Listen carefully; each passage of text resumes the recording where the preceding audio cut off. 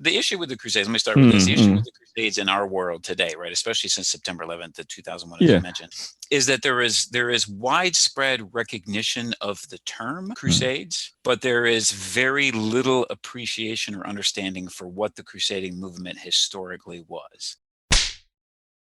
Mm. Like you can pull 100 people off the street anywhere here in the U.S. or probably throughout the world, frankly, in many places, and say, do you know? Have you ever heard the term Crusades? And I guarantee you, the vast majority of people would say, yeah, I've heard the term.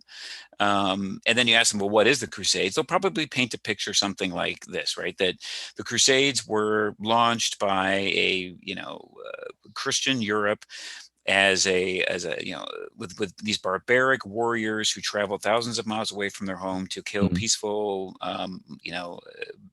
loving Muslims Mm. in North Africa and the Holy Land, completely unprovoked, completely offensive in nature, motivated more than likely by wealth, by greed, Mm. by colonialism, by desire to establish colonies and what have you. And all that description is 100% false, right? Mm. There was nothing in the way of the Crusades as being any kind of offensive operation. The understanding of the Crusaders who went from Europe, starting from the very beginning of the crusading movement at the end of the 11th century. Well, before I get there, we should probably stop just for a second and Yeah. understand that when we say the term crusading movement, it Uh. it evolved over time, right? So Mm. most people, when you say the word crusade or crusading movement, they think of the 8 traditionally numbered campaigns stretching from the 11th century all the way to the 13th century Mm. against Muslims in North Africa and the Holy Land. But the historian in me has to say that the crusading movement occupied many different areas of the world, if you will, many different forms as Mm. well, and it was a movement that lasted nearly 600 years. So it evolved over Wow. time.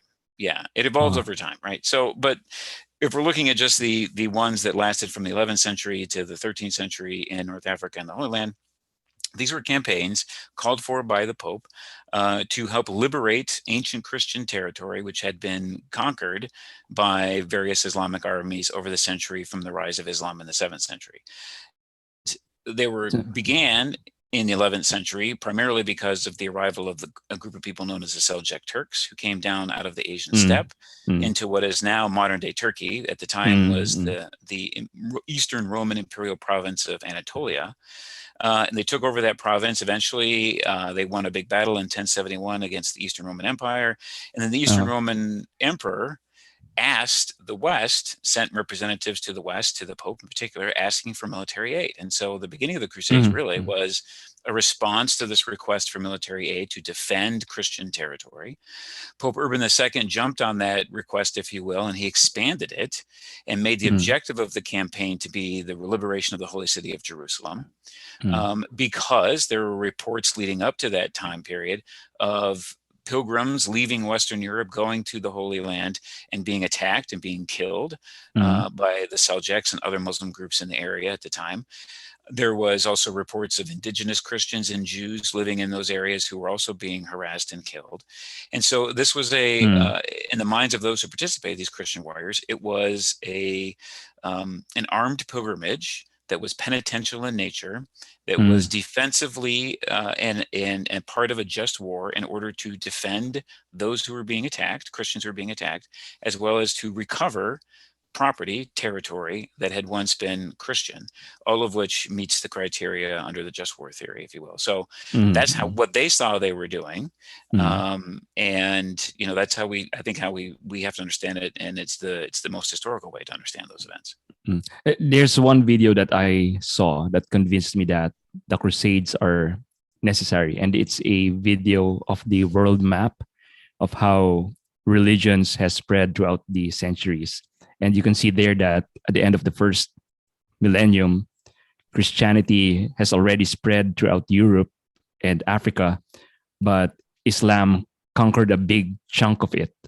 And the land was taken back by crusaders, but nothing compared to the land conquered by Islam. It's only a little chunk of land that was taken back by the Crusades.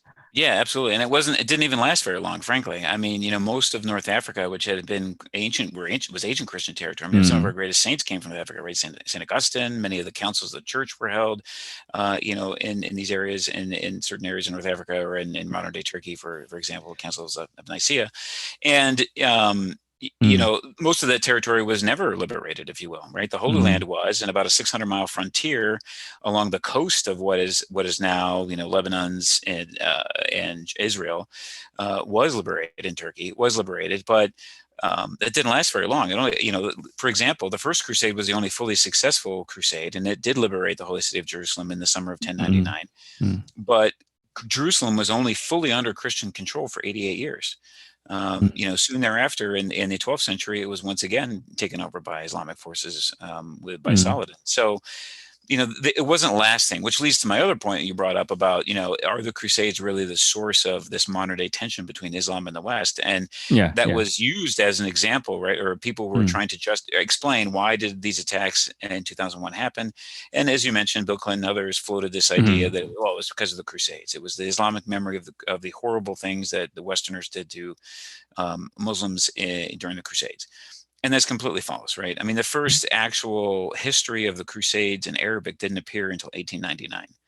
Uh, the Crusades themselves were not at all an important part of Islamic history for centuries, mm, primarily because they didn't last very long, frankly. mm, Crusader influence and Christian influence, and any kind of permanent settlement, if you will, didn't last very long, less than a couple hundred years.